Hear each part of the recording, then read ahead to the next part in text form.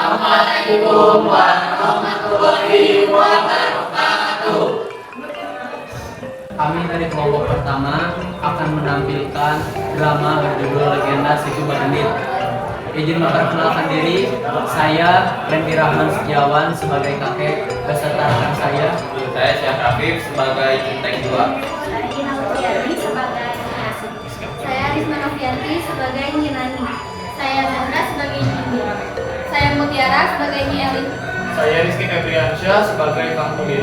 Saya Muhammad Nur Sidik sebagai Fajar. Saya Rafa sebagai Kang Dudun.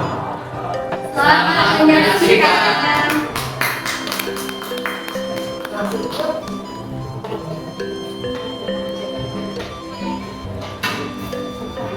Pada zaman dahulu kala, di sebelah utara kota Garut ada sebuah desa yang penduduknya kebanyakan adalah petani. Karena tanah di desa itu sangat subur dan tidak pernah kekurangan air, maka sawah-sawah mereka selalu menghasilkan padi yang berlimpah ruah. Namun, meski begitu, para penduduk di desa itu tetap miskin. Hari masih sedikit gelap dan embun masih bergayut di dedaunan. Para penduduk sudah bergegas menuju sawah mereka.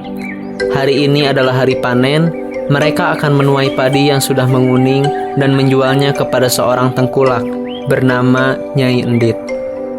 Nyai Endit adalah orang terkaya di desa itu. Rumahnya mewah, lumbung padinya sangat luas karena harus cukup menampung padi yang dibelinya dari seluruh petani di desa itu. Ya, seluruh petani. Dan bukan dengan sukarela para petani itu menjual hasil panennya kepada Nyai Endit. Mereka terpaksa menjual semua hasil panennya dengan harga murah kalau tidak ingin mencari perkara dengan centeng-centeng suruhan Nyai Endit. Lalu jika pasokan padi mereka habis, mereka harus membeli dari Nyai Endit dengan harga yang melambung tinggi. Penduduk di desa itu merasa sedih atas nasib yang mereka jalani.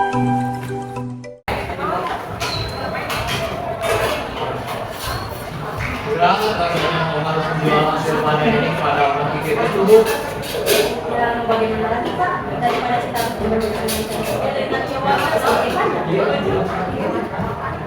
Nyindir itu orang yang benar-benar senanglah ya.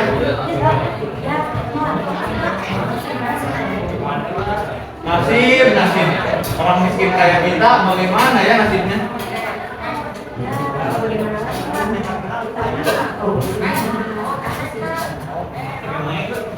Apa yang dicari Nyindir? Uang dia sudah banyak. Apa dia mau menunggu padi gitu di rumahnya?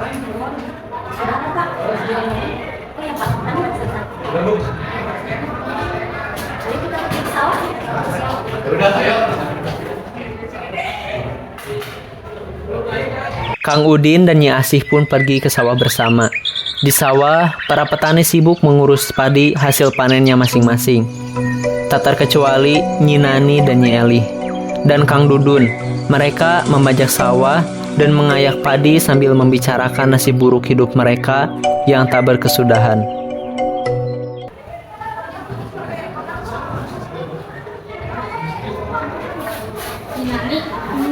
Nyinani, ya, ini, ya Pak. Kalau dicampur dong, bukan ngomong doang. Maaf ya Nyi, emang ada apa sih? Itu loh, kita kan hari ini panen. Tapi masa iya sih lagi-lagi kita menjualnya ke orang pelit dan kikir itu lagi? Ya mau bagaimana lagi? Orang miskin seperti kita bisa apa? Kita, lo aja kali gue enggak. Mulai dari bayinya. Tapi bener sih apa kata kamu, hidup kita bukannya tambah makmur, malah tambah hancur. Aduh, ibu-ibu kan jam segini udah ngelupi aja. Sadar tuh, ngelupi itu dilarang kalau tanpa saya. Kang Dudun, bisa aja. Emangnya lagi ngomongin siapa sih ibu? Itu loh Kang, kita lagi ngomongin orang kita seperti itu. Oh, lagi ngomongin emangnya ada apa sih? Itu loh Kang, masa harga padi gak ada pertanda bakalan naik? Tiap tahun selalu saja 5.000 per kilo. Dia nggak tahu apa kalau harga beras sama beras kita semua pada naik. Selain itu, kita nggak akan hidup makmur kalau kayak gini terus. Pagi nih, Kang. Pagi. Pagi-pagi kok pada ngerumpi. Daripada ngerumpi, yuk kita pergi ke rumah Nyindir buat menjual hasil panen kita. Emang Kang Udin masih mau menjual hasil panennya ke Nyindir? Bagaimana kalau kita jual hasil panen kita di pasar saja?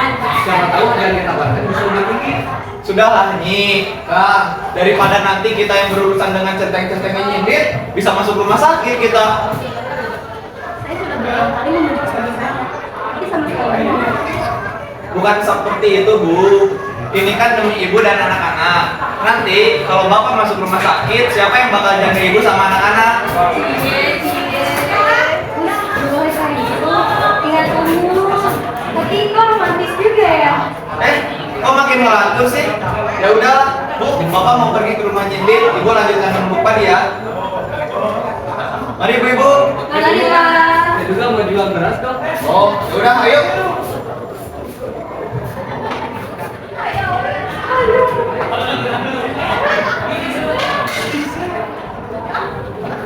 Kang Udin dan Kang Dudun pun segera pergi ke rumah Nyi Endit. Rumah Nyi Endit bisa dibilang sangat strategis, letaknya di tengah desa dengan lumbung padi luas dan besar di pinggir rumahnya. Lumbung padi itu dijaga oleh dua centeng Nyi Endit. Mereka berdiri di depan pintu masuk lumbung padi dengan raut muka sangar dan galak. Beberapa waktu kemudian, Kang Udin dan Kang Dudun datang dengan membawa sekarung padi hasil panen. Berapa harga padi sekarang, Pak? Masih sama seperti yang dulu. Berapa? 5.000 per kilo. Gak bisa naik. Di tempat lain harganya sudah naik. Tidak bisa, mau tidak mau. Itu harga yang kalian terima. Mau tidak? Jika tidak,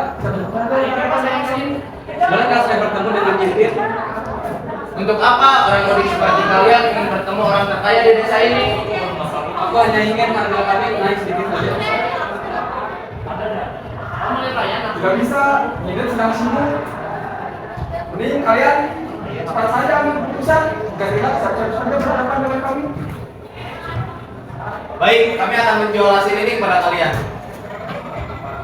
Jadi begini kan, kalau gini terus kita nyari rugi. Apakah sudah ingat banyak kebutuhan di rumah, kebutuhan sekolah anak, dan kebutuhan lainnya yang harus dipenuhi. Jika kita jual hasil panennya dengan harga yang jelas, apakah kebutuhan tersebut akan dipenuhi? Iya, betul, Kang. Tapi kalau kita tidak menjual padanya ini, mau pada siapa kita menjualnya? Kita bisa jual hasil panen ini di luar desa saja. Siapa tahu harga yang ditawarkan bisa lebih tinggi. Tetapi jarak dari sini untuk luar desa cukup jauh, dan kita pun nggak tahu harga yang ditawarkan di sana berapa. Ya kan, terlebih lagi kita butuh uang ini secepatnya untuk makan di rumah dan mesin. Karena kita menunggu lama untuk menjual beras ini. Sudah, kita jual saja pada mereka. Sudah, bagaimana lagi? Baik, kami akan menjual beras ini pada kalian. Gitu Gitu dong.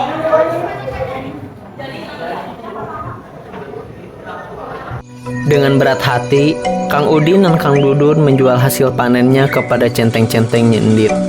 Walaupun dengan harga yang sangat murah, mereka pulang dengan wajah lesu.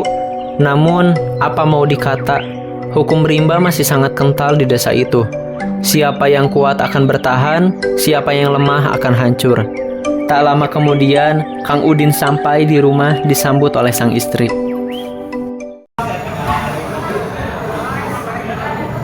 Assalamualaikum, Bu. Bapak datang.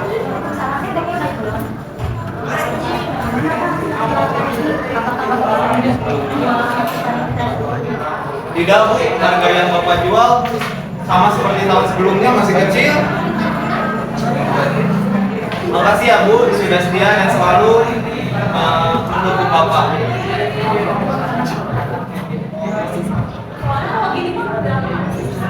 Sementara di lain tempat, Nyi Endit merasa senang karena para warga tetap menjual hasil panennya kepada dia. Di lumbung padi Nyi Endit sedang bercengkrama kepada dua centeng-centengnya. Ia menanyakan tentang hasil panen dari seluruh penduduk desa.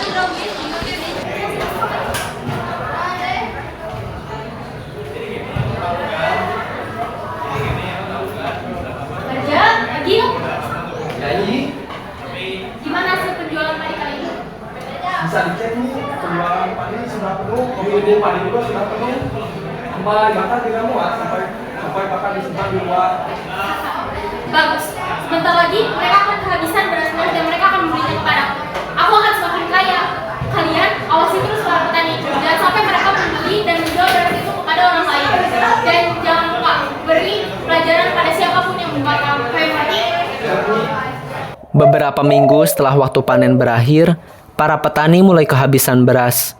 Mereka mulai kebingungan mencari tempat penjualan beras selain milik Nyi Endit. Karena harga beras di tempat Nyi Endit bisa mencapai berkali lipat lebih mahal daripada harga beras pada umumnya. Aduh ya Gusti, persediaan beras itu sudah mulai habis. Gimana ya? Apa aku punya tempat sedikit ya? Ini harga beras di sana kan mahal. Oh, sekarang harganya naik 5 kali lipat. Bagaimana ya? Oh iya, apa persediaan beras di rumah masih ada ya? Dengan begitu, aku bisa meminjamnya 1 juta. Dinani, ya ada apa nih? Tumben pagi-pagi ke rumah. Nih, saya mau pinjam beras Dinani, bolehkah? Aduh, maaf ya Nyi, beras saya cuma tinggal setengah liter lagi.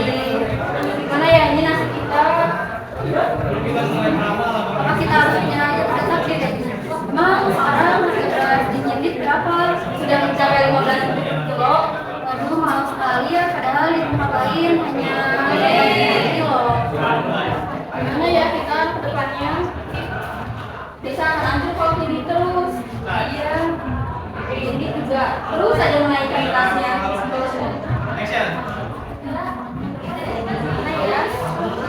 Di saat Nyi Nani dan Nyi Eli sedang bercengkrama, datanglah seorang kakek tua rentan yang berjalan terbungkuk-bungkuk. Dia mengetuk pintu rumah Nyi Nani dengan tatapan penuh iba. Tanya apa, Kek? Di mana kakek bisa orang rumah Maksud kakek Nyindir? Nyindir rumahnya sudah dekat, Kek. Kakek tinggal lurus, nanti belok kanan. Di sana ada rumah yang paling besar. Nah itu rumahnya. Tepat berada di tengah-tengah desa ini, Kek. Emang kakek ada perlu apa sama Nyindir? meminta sedekah kepada Nyi Endit. Aku cuma Kek, minta sedekah sama dia nggak akan dikasih. Kalau kakek lapar dan pengen makan, kakek datang saja ke rumah saya. Bisa ada saja ya. Kakek hanya ingin melihat reaksi Nyi Endit ketika ada seorang pengemis yang meminta sedekah kepadanya. Dan tolong beritahu kepada seluruh penduduk desa bahwa sebentar lagi akan ada banjir besar yang melanda desa ini. Kakek bercanda ya, mana mungkin ada banjir besar di musim kemarau seperti ini. Kakek adalah orang yang memberi pelajaran kepada Nyi Endit atas kelakuan yang telah Nyi Endit lakukan. Maka dari itu, berikanlah informasi kepada mereka semua agar segera mengungsi ke tempat kalian berada. Tapi Kek, Pergilah kalian semua. Kakek itu pun pergi meninggalkan Nyi Nani dan Nyi Eli dengan rasa kebingungan. Namun mereka tetap mempercayai ucapan kakek itu. Berbondong-bondong mereka segera memberitahukan kepada seluruh warga untuk segera mengungsi ke tempat yang tinggi. Di sisi lain, kakek tersebut telah sampai di rumah Nyi Endit. Nyi Mbak Gendit sedang menikmati makanan bersama dengan centengnya. Ini meminta sedekah kepada kalian. Hei kakek tua, cepat pergi dari sini. Jangan sampai teras rumah ini kotor oleh kakimu. Saya hanya ingin meminta sedekah kepada kalian. Sudah 3 hari aku tidak makan di sini. Apa berdua itu? Emang aku anakmu mau makan? Ya belilah. Jangan minta. Udah cepat sana. Kalau tidak saya usir secara paksa. Nyi Endit, keluar engkau Nyi Endit. Keluarlah engkau Nyi Endit. siapa sih teriak-teriak duluan? Orang makan saja. Hei, kamu kakek tua, ngapain teriak-teriak di depan aku? Aku hanya ingin meminta sedekah kepadamu. Sudah 3 hari aku tidak makan. Lah, gak makan kok minta sama saya? Gak ada, cepet pergi dari sini sebelum bau kamu mengotori rumahku dan lawan mencium baumu. Cepet pergi. Wahai engkau Nyi Endit, Tuhan telah memberikanmu rezeki yang besar kepadamu. Tuhan telah memberi rezeki kepadamu. Tapi engkau tamak, engkau kikir, engkau tidak membantu orang lain dengan rezeki yang engkau punya. Kamu mau memukul, kamu tidak lihat centeng-centengku banyak ini? Sekali pukul saja langsung mati kamu. Tidak perlu repot-repot kalian mengusir kakek. Jika kalian bisa mencabut tongkat ini dari tanah, maka kakek akan pergi sekarang. Seorang tua gila, mencabut tongkat saja dibesar-besarkan. Tanpa tenaga pun aku bisa mencabut tongkat ini. Sialan. Hei, Sinteng, cepet cabut tongkat ini. Kalau tidak bisa, gaji kalian yang aku potong. Ternyata tenaga kalian tidak seberapa. Kalian sebagai centeng-centeng nanti tidak memiliki tenaga yang saya kira. Lihatlah, saya akan mencabut tongkat ini sendirian. Tongkat ini akan memberikan sebuah air besar, air yang berisi genangan air mata para penduduk desa ini yang tersakiti oleh Nyendit. Air ini yang akan datang karena sifat engkau kepada seluruh penduduk desa. Bawa barang-barang, teman-teman, bawa barang-barang.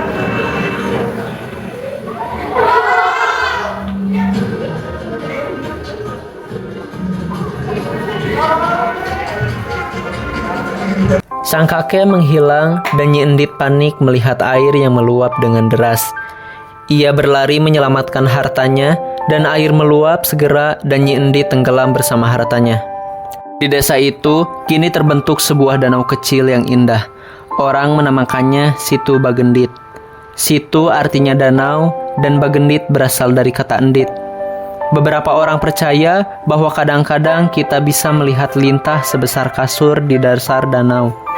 Katanya itu adalah penjelmaan Nyi Endit yang tidak berhasil kabur dari jebakan air bah.